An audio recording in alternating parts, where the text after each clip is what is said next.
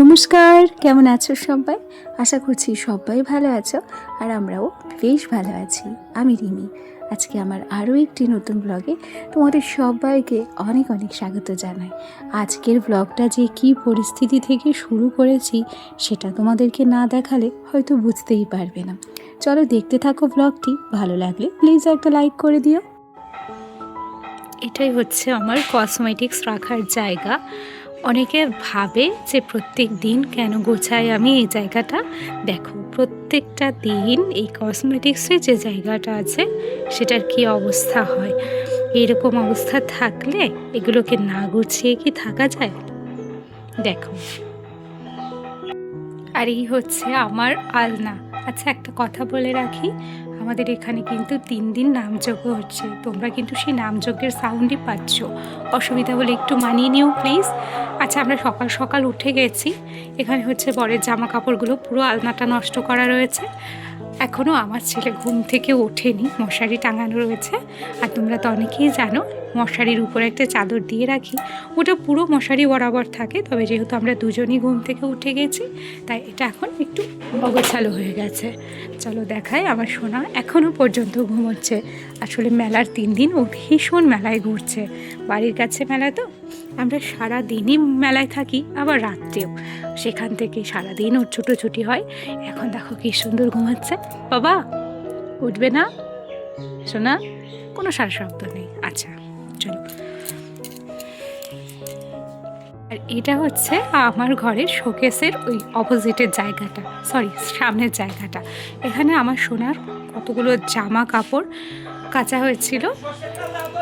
আর এই যে আমার শোকেসের সামনের অংশটা, এখানে সোনার জন্য বেশ কয়েকটা গেঞ্জি ধুয়ে দেওয়া হয়েছিল, সেগুলোই মেলা আছে। এগুলো আজ শুকনো হয়ে গেছে, একটু পরে বাইরে দেব। খুব স্বাভাবিকভাবে ঘরবাড়ি ভীষণ নোংরা হচ্ছে, মেলায় যাওয়া হচ্ছে, সারা দিন গ্রামের মেলাতে থাকা হচ্ছে, ওই জন্য বাড়ি আসার পর জামা কাপড়গুলো কিন্তু গুছিয়ে রাখা হচ্ছে না। চলো, ব্লগটা তো আজকে এখান থেকে শুরু করব, অগোছালো ঘরবাড়ি থেকে। প্রত্যেক দিনই তোমরা আমার একটা গোছানো ঘরবাড়ি দেখো, তবে গোছানো ঘরবাড়ির পেছনেও যে একটা অগোছালো জিনিস থাকে সেটাই তোমাদেরকে একটু শেয়ার করি। হ্যাঁ, আর ওদিকে আমার বর কিন্তু প্যাক প্যাক করছে, ওকে স্নান করার জন্য জল দিতে হবে আর সর্ষের তেল। চলো তাহলে আবার কথা হচ্ছে একটু পরে। আজকের ব্লগটা কিন্তু একদম অগোছালো ঘর থেকে আমি শুরু করেছি। তোমরা দেখেছো তো যে আমার ঘরের কেমন অবস্থা।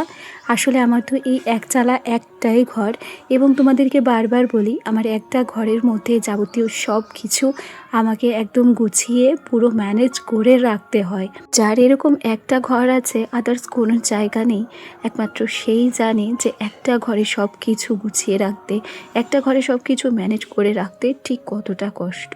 এই কষ্টটা আমি খুব ভালোভাবে ফিল করি। তবুও তার মধ্যেও না নিজের ঘরটাকে একদম পরিষ্কার করে গুছিয়ে রাখার চেষ্টা করি, কেন কি এর বেশি কোনো অপশান আমার কাছে আর নেই। এখন এমন একটা পরিস্থিতি দাঁড়িয়েছে, না ঘরে কোনো একটা জিনিস বাড়তি আনতে পারবো, না ঘর থেকে কোনো একটা জিনিস বাইরে বার করে দিলে সেটাকে অন্য জায়গায় গুছিয়ে রাখতে পারবো। আসলে কি মধ্যবিত্ত সংসারে চাইলেই তো সব কিছু পূরণ করা যায় না, তার জন্য দাঁতে দাঁত চেপে ধৈর্য ধরে অপেক্ষা করতে হয়। ঠিক আমিও সেই রকম অপেক্ষা করছি, দেখি কবে একটা ঘর আমরা করতে পারি, ঈশ্বর কবে সময় দেয়। আচ্ছা, গল্প করতে করতে এখানে কিন্তু আমি চা বসিয়ে দিয়েছি। তার আগে সুন্দর করে গ্যাসটাকে মুছে নিয়েছি, শোনার জন্য দুধটাকেও গরম করে নিয়েছি। আজকে কিন্তু আমি 3 কাপ চা বসিয়েছি। কেন বলো তো? যেহেতু আমাদের এখানে অনুষ্ঠান চলছিল, তাই প্রত্যেকের বাড়িতে কোনো না কোনো অতিথি অবশ্যই আসে। ঠিক আমাদের বাড়িতেও এসেছে, আমার মাসি শাশুড়ি এসেছে, সেই জন্য 1 কাপ চা কিন্তু আমি বাড়তি করেছি। এখন চাটুকুকে আমি ছেঁকে নিলাম, সেই সাথে নিয়ে নিলাম হচ্ছে বিস্কুট। চাটা নিয়ে সোজা বাইরে চলে যাব, আর মাসির চাটা এখন আলাদা করে প্লেটে দিচ্ছি। আজকে সকালটাতেও বেশ মোটামুটি ভালোই ঠান্ডা পড়েছে। বরাবর আমার কিন্তু ঠান্ডাটা একটু বেশিই লাগে, তাই শীতকালে যতই রোদ উঠে যাক না কেন, সোয়েটার কিন্তু আমি গায়ে থেকে খুব সহজে খুলি না। তবে কি বলো তো, আগে তুলনামূলক সংসারের কাজকর্ম যখন ছিল না, আগে যখন বাবার বাড়ি থাকতাম, একদম একা ছিলাম, তখন শীতটা অনেক বেশি লাগতো। আর এখন যেহেতু নানান রকম সাংসারিক কাজকর্মের মধ্যে নিজেকে ব্যস্ত রাখি, আবার আমার ছোট্ট বাচ্চাটার পেছনে অনেক সময় দিতে হয়, ওর পিছনে অনেক ছোটাছুটি করতে হয়, সেই জন্য শীতটা বোধহয় অনেকটা কমে গেছে। আচ্ছা, এখানে খেয়াল করো কত বেগুন তোলা হয়েছে। আসলে এগুলো সব আমাদের গাছের বেগুন। আর কি জানো তো, আজকে যদি এগুলোকে দেখে শুনে না তোলা হতো, না জানি কে কখন নিয়ে যেত সেটা জানতেও পারতাম না। এই বেগুনটাকে খেয়াল করো, কি দারুণ না, আর কত বড়, কিন্তু বেগুনটা ভীষণ কচি। সেটা হাত দিয়ে যখন দাবছি সেটা কিন্তু তোমরা দেখতেও পাচ্ছ আর বোঝাও যাচ্ছে।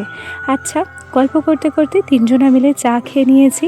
আর এদিকে আমার বর কিন্তু অনেক সকালে স্নান করে রেডি হয়ে গেছে, সে এখন গাড়িতে জল দিচ্ছে। আর এরপর সেই যে বেরোবে, আর ফিরতে ফিরতে একদম রাত 11টা, 11:30 আবার 12টাও বাজতে পারে।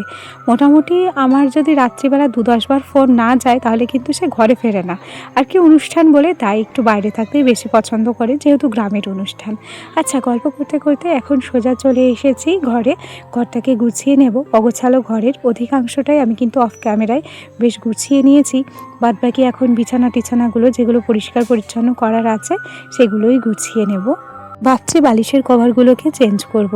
অনেক দিন হলো বালিশের কভারগুলোকে পাল্টিয়েছিলাম, তারপর আর কিন্তু এই বালিশের কভারগুলো খোলাও হয়নি, কাচাও হয়নি। তবে কি বলো তো, প্রত্যেক দিন কিছু না কিছু কাছাকাছি রয়েছে, প্রত্যেক দিন কাজের চাপ বাড়ছে, সেই জন্য ইচ্ছে করলেও কিন্তু এই বালিশের কভারগুলো খোলা হচ্ছে না। তবে আর 2-4 দিন বাদে এগুলোকে কেচে দেব। আর আমার খাটের পাশে যে তক্তাটাতে ওই ছোট্ট ছোট ফুলদানি শোপিস সাজানো রয়েছে সেটাকেও কিন্তু আমি অফ ক্যামেরায় পরিষ্কার করে নিয়েছি। এখন হচ্ছে কিছু সোয়েটার আছে, বরের জ্যাকেট, নিজের কুর্তি, সব কিছুকেই গুছিয়ে ভাঁজ করে নেব এবং জায়গার জিনিস জায়গাতেই গুছিয়ে রাখবো।